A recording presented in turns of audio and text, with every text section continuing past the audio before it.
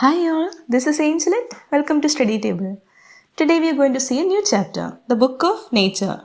നമ്മൾ പുതിയൊരു പാഠഭാഗമാണ് നോക്കുന്നത്, പ്രകൃതിയുടെ പുസ്തകം. ഓക്കെ, നമുക്കെല്ലാവർക്കും അറിയാമല്ലോ ജവഹർലാൽ നെഹ്റുവിനെ അല്ലേ? നോക്കിയേ, ജവഹർലാൽ നെഹ്റു തൻ്റെ മകൾക്ക് ഒരുപാട് കത്തുകൾ എഴുതിയിരുന്നു. ഓക്കെ, അതിൽ ഉള്ള ഒരു കത്താണ് പ്രകൃതിയുടെ പുസ്തകം. ഓക്കെ, നമുക്കൊന്ന് നോക്കാം. Letters from a father to his daughter is a collection of letters written by Jawaharlal Nehru to his 12-year-old daughter Indira in the summer of 1928. At that time, Nehru was in Allahabad and Indira was in Missouri. Nehru used to write letters from time to time to Indira.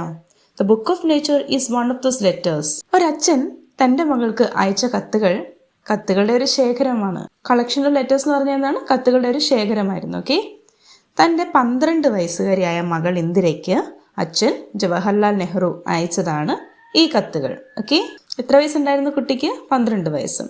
At that time, ആ സമയങ്ങളിൽ ജവഹർലാൽ നെഹ്റു അലഹബാദിലും അതേപോലെ ഇന്ദിര എവിടെയായിരുന്നു?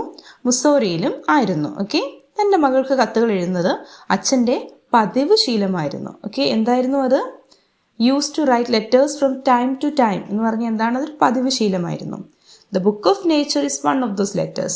അതിൽപ്പെട്ട ഒരു കത്താണ് ഏത്? പ്രകൃതിയുടെ പുസ്തകം. നമുക്ക് നോക്കിയാലോ? When you and I are together, you often ask me questions about many things and I try to answer them. Now that you are at Missouri and I am in Allahabad, we cannot have these talks. I am therefore going to write to you from time to time short accounts of the story of our earth. എന്താ പറയുന്നത്?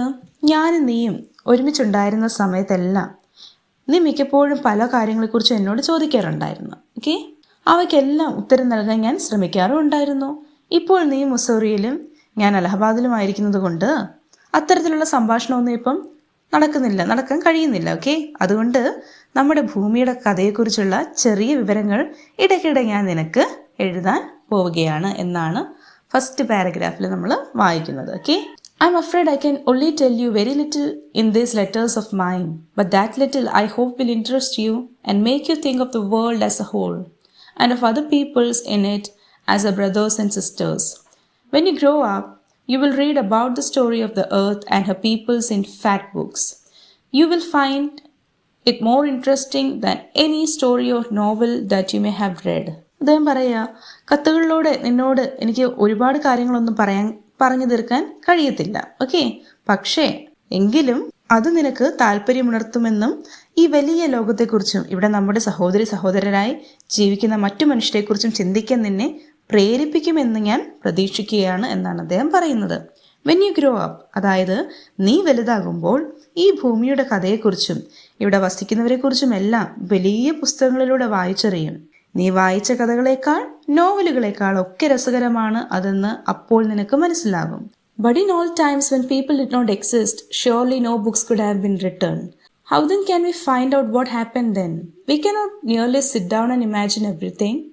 This would be very interesting, for we could imagine anything we wanted to and would thus make up the most beautiful fairy tales. But this need not be true, as it would not be based on any facts that we had seen. അദ്ദേഹം എന്താ പറയുന്നത്?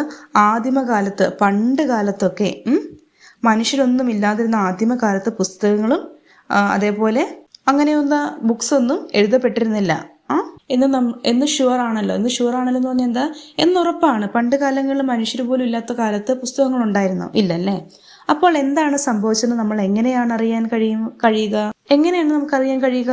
നമ്മൾക്കറിയേണ്ടതിനെ കുറിച്ചെല്ലാം നാം ഭാവനയിൽ കാണുന്നതും അതുവഴി ഏറ്റവും മനോഹരമായ fairy tales, കഥകളും മെനഞ്ഞെടുക്കുന്നതും രസകരമായ കാര്യമാണല്ലേ. നമ്മൾ ഓരോ കാര്യങ്ങളും ഇങ്ങനെ ആലോചിച്ച് കൂട്ടിയിട്ട് ഇങ്ങനെയായിരിക്കും ഇങ്ങനെ സംഭവിച്ചത്, ഇങ്ങനെയായിരിക്കും അങ്ങനെ സംഭവിച്ചത് എന്നൊക്കെ നമ്മൾ എന്ത് ചെയ്യും? ഇങ്ങനെ ചിന്തിച്ച് ചുമ്മാ നമ്മുടെ ഓരോ കാര്യങ്ങൾ രസകരമായി നമ്മൾ ചിന്തിച്ച് നമ്മൾ ഉണ്ടാക്കിയെടുക്കും അല്ലേ. പക്ഷെ നമുക്ക് ശരിക്കും അതിൻ്റെ റിയൽ കാര്യം അറിയാമോ? ഇല്ല. ഇത്തരം ഭാവനകൾ നെയ്ത് കൂട്ടുന്നത് എന്ന കാരണത്താൽ തന്നെ അവയെല്ലാം ശരിയായിക്കൊള്ളണമെന്നും ഇല്ല. But although we have no books written in those far off days, fortunately we have some things which tell us a great deal as well, almost as a book would. We have rocks and mountains and seas and stars and rivers and deserts and fossils of old animals. These and other like things are our books for the Earth's early story. And the real way to understand the story is not merely to read about it in other people's books, but to go to the great book of nature itself. അദ്ദേഹം പറയാം, അന്ന് പുസ്തകങ്ങൾ എഴുതപ്പെട്ടിരുന്നില്ല എങ്കിലും പുസ്തകങ്ങൾ പറഞ്ഞു തരുന്നത് പോലെ തന്നെ പലതിനെക്കുറിച്ചും ഏറെ കാര്യങ്ങൾ വിശദീകരിച്ചു തരാൻ കഴിവുള്ള ചില കാര്യങ്ങൾ ഭാഗ്യവശാൽ നമുക്കുണ്ട്. നമുക്ക് പാറയുണ്ട്, പർവ്വതമുണ്ട്, കടലുണ്ട്, സമുദ്രങ്ങളുണ്ട്, നക്ഷത്രങ്ങളുണ്ട്, പുഴകളുണ്ട്, മരുഭൂമികളുണ്ട്, പുരാതന കാലത്തെ ജീവികളുടെ ഫോസിലുകളും ഉണ്ട്. മറ്റുള്ളവർ എഴുതിയ പുസ്തകം വെറുതെ വായിക്കലല്ല, മറിച്ച് പ്രകൃതിയാകുന്ന പുസ്തകം തന്നെ വായിക്കുകയാണ് ഇവയെക്കുറിച്ച് അറിയാനുള്ള യഥാർത്ഥ വഴി. ഓക്കെ, അപ്പോൾ അദ്ദേഹം എന്താ പറയുന്നത്? പുസ്തകം വായിക്കുന്നത് നല്ല ശീലമാണ്, പക്ഷേ നമുക്ക് കുറച്ചുകൂടി എവിടെ നിന്ന് അറിയാൻ കഴിയും? പ്രകൃതിയിലേക്ക് നോക്കിയാൽ നമുക്ക് ഒരുപാട് കാര്യങ്ങൾ വീണ്ടും അറിയാൻ കഴിയും എന്നാണ് പറയുന്നത്. You will, I hope, soon begin to learn how to read the story from the rocks and mountains. Imagine how fascinating it is. Every little stone that you see lying on the road or on the mountainside may be a little page in nature's book. അദ്ദേഹം പറയാം, പാറകളിൽ നിന്നും പർവ്വതങ്ങളിൽ നിന്നും എങ്ങനെയാണ് കഥ വായിക്കുന്നതെന്ന് താമസിയാതെ നീ മനസ്സിലാകുമെന്ന് ഞാൻ പ്രതീക്ഷിക്കുന്നു. അതെത്ര ആശ്ചര്യകരമായിരിക്കുന്നുവെന്ന് ഒന്ന് ആലോചിച്ച് നോക്ക്. ഫാസിനേറ്റിംഗ് എന്ന് പറഞ്ഞാൽ എന്താ? ആശ്ചര്യകരം. ഓക്കെ, വഴിവക്കിലോ പർവ്വതത്തോട് ചേർന്നോ കിടക്കുന്ന ഒരു കല്ല്. ഈ പ്രകൃതിയാകുന്ന പുസ്തകത്തിലെ ഒരു ചെറിയ താളാണത്. എന്ത്? ഈ കുഞ്ഞു കല്ല്. നോക്കാം. A little page in nature's book and may be able to tell you something if you only knew how to read it. To be able to read any language, Hindi or Urdu or English, you have to learn its alphabet. So also you must learn the alphabet of nature before you can read a story in a books of stone and rock. Even now, perhaps, you know a little how to read this. അദ്ദേഹം പറയാ, വായിക്കാൻ അറിയുമെങ്കിൽ അതിന് നിന്നോട് ചില കാര്യങ്ങൾ പറയാനുണ്ടാകും. ആരെ വായിക്കുന്ന കാര്യം പറയുന്നത്? പ്രകൃതിയെ, അല്ലേ? ഹിന്ദിയോ ഉറുദുവോ ഇംഗ്ലീഷോ തുടങ്ങി ഏത് ഭാഷകൾ വായിക്കണമെങ്കിൽ എന്ത് ചെയ്യണം? നമ്മൾ ആദ്യമേ അതിൻ്റെ അക്ഷരമാല പഠിക്കണ്ടേ, അല്ലേ? ആൽഫബറ്റ്സ് അറിയാമെങ്കിൽ മാത്രമേ നമുക്ക് എന്ത് ചെയ്യാൻ പറ്റത്തുള്ളൂ? ഏതൊരു ഭാഷയിലുള്ള പുസ്തകങ്ങൾ വായിക്കാൻ പറ്റത്തുള്ളൂ, അല്ലേ? അപ്പോൾ അദ്ദേഹം പറയുക, അതുപോലെ തന്നെയാണ് കല്ലിൻ്റെയും പാറയുടെയും കഥയൊക്കെ വായിക്കുന്നതിന് മുമ്പ് നമ്മൾ എന്തറിയണം? പ്രകൃതിയുടെ അക്ഷരമാലയും നമ്മൾ മനസ്സിലാക്കി പഠിക്കണം എന്നാണ് അദ്ദേഹം പറയുന്നത്. If you see a little round shiny pebble, does it not tell you something? How did it get round and smooth and shiny without any corners or rough edges? If you break a big rock into small bits, each bit is rough and has corners and rough edges. It is not at all like a round, smooth pebble. How then did the pebble become so round and smooth and shiny? It will tell you its story if you have good eyes to see and ears to hear it. തിളങ്ങുന്ന ഒരു ചെറിയ ഉരുളൻ കല്ല് കാണുമ്പോൾ, pebble എന്ന് പറഞ്ഞാൽ എന്താ? ഉരുളൻ കല്ല്. ഓക്കെ, കാണുമ്പോൾ അത് നിന്നോട് എന്തെങ്കിലും പറയില്ലേ? മൂലകളോ പരുപരുക്കൻ വക്കുകളോ ഇല്ലാതെ അതെങ്ങനെയാണ് ഉരുണ്ടതും മിനുസമുള്ള തിളങ്ങുന്നതുമായത്? എങ്ങനെയായിരിക്കാം? ഒരു വലിയ പാറ ചെറിയ കഷ്ണങ്ങളാക്കിയാൽ എന്താ ഇവിടെ പറയുന്നത്? ബിഗ് റോക്ക് നമ്മൾ എന്ത് ചെയ്യാണ്? ബ്രേക്ക് ചെയ്യുമ്പോൾ ബിറ്റായിട്ട്, സ്മോൾ ബിറ്റായിട്ട് ബ്രേക്ക് ചെയ്യുമ്പോൾ എന്താ സംഭവിക്കുന്നത്? ഓരോ കഷ്ണത്തിനും എങ്ങനെയായിരിക്കും? മുനയുള്ള മൂലകളും പരുപരുത്ത വക്കുകളും ഉണ്ടാകും, അല്ലേ? നിങ്ങളൊന്ന് ട്രൈ ചെയ്ത് നോക്ക്. നിങ്ങളുടെ വീട്ടിൽ നിങ്ങളുടെ മുറ്റത്തുള്ള ഒരു വലിയ കല്ലെടുത്തിട്ട് അതൊന്ന് മുറിച്ച് നോക്കി. അപ്പോൾ നമുക്ക് എങ്ങനെ കിട്ടും? കൊച്ചു കൊച്ചു കല്ലുകൾ. ആ കൊച്ചു കൊച്ചു കല്ലിൻ്റെ സൈഡൊക്കെ നല്ല പരുക്കനായിരിക്കും, അല്ലേ? ഭയങ്കര ഷാർപ്പായിരിക്കും. അതാണ് പറയുന്നത്. അത് മിനുസമുള്ള ഉരുളൻ കല്ല് പോലെയല്ല, അല്ലേ? ആണോ? അല്ല. അപ്പോൾ എങ്ങനെയാണ് ഉരുളൻ കല്ല് മിനുസമുള്ളതും തിളങ്ങുന്നതും ഉരുണ്ടതുമായത്? ഒന്ന് ചിന്തിച്ചു നോക്കിയേ. Probably it rested on some mountain side, then came the rain and washed down to the little valley where it found a mountain stream, which pushed it on and on till it reached a little river. And the little river took it to the big river, and all the while it rolled at the bottom of the river and its edges were worn away. Thus the rough surface was made smooth and shiny. So it became the pebble that you see. Somehow the river left it behind and you found it. If the river had carried it, it became a grain of sand and joined its brothers at the seaside to make a beautiful beach where little children can play and make castles out of the sand. If a little pebble can tell you so much, how much more could we learn from all the rocks and mountains and the many other things we see around us? അദ്ദേഹം പറയാ, മോളോട് പറയാ, എന്താ പറയുക, നിനക്ക് നല്ല കാഴ്ചശക്തിയും കേൾവിശക്തിയൊക്കെ ഉണ്ടെങ്കിൽ അത് നിന്നോട് കഥ പറഞ്ഞു തരുമെന്നാണ് അദ്ദേഹം പറയുന്നത്. നോക്കിയേ, എന്ന് പറഞ്ഞാൽ വളരെ മുൻപ് വലിയ പാറയിൽ നിന്ന് പൊട്ടിച്ചാൽ ലഭിക്കുന്ന മൂലകളും വക്കുകളുമുള്ള ചെറിയ പാറക്കല്ലായിരുന്നു അത്. ആര്? നമ്മൾ കണ്ട ഈ പെബിൾ. ഓക്കെ, ഈ പെബിളും എങ്ങനെയായിരുന്നു? വലിയ പാറയിൽ നിന്ന് പൊട്ടിയ ഒരു കൊച്ചു കല്ലായിരുന്നു. എന്ന് പറഞ്ഞാൽ എങ്ങനെയായിരിക്കും? കല്ലിൻ്റെ സൈഡൊക്കെ മൂർച്ചയുള്ളതും പരിപരുപ്പിനുമായിരുന്നു, അല്ലേ? അപ്പോൾ അതുപോലെയായിരുന്നു എന്തും ഈ പെബിളും. ഒരു പക്ഷേ അതൊരു പർവ്വത സമീപം നിലനിന്നിരിക്കാം.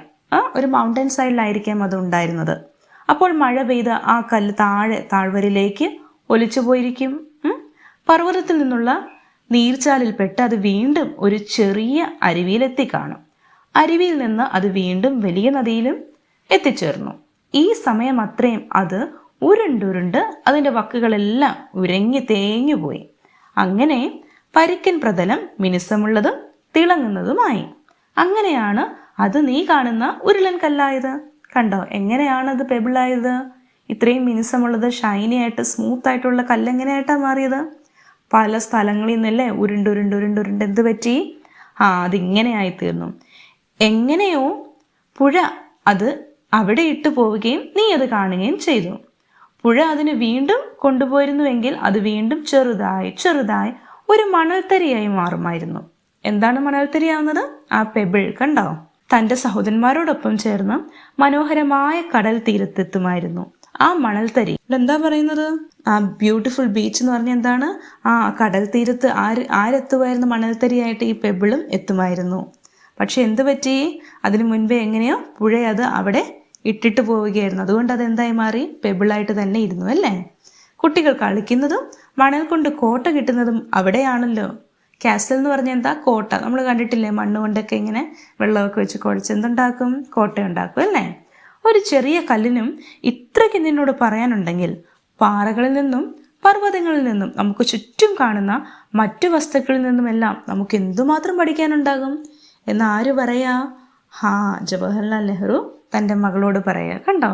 അപ്പം നമ്മൾ പ്രകൃതിയിൽ കാണുന്ന ഓരോ കാര്യത്തിനും എന്തുണ്ടായിരിക്കും? അതിനൊരു കഥ നമ്മളോട് പറയാനുണ്ടാകും. പക്ഷെ നമ്മൾ എന്ത് ചെയ്യണം? നമ്മൾ നമ്മുടെ കാത് തുറക്കണം. ഓക്കെ? അത് പറയുന്ന കഥ കേൾക്കാൻ നമ്മൾ മനസ്സ് വെക്കണം. ഓക്കെ, ഇനി ഇതിൻ്റെ മീനിങ്സ് നിങ്ങളൊന്ന് നോക്കിയേ.